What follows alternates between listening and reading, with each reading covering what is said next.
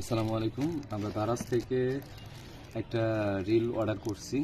রিলটা হচ্ছে 760 টাকা discount price. আমরা এটা এখন আনবক্সিং করব। দেখি দারাজের প্রোডাক্ট অর্ডার অনুযায়ী সব কিছু ঠিকঠাক আছে কিনা।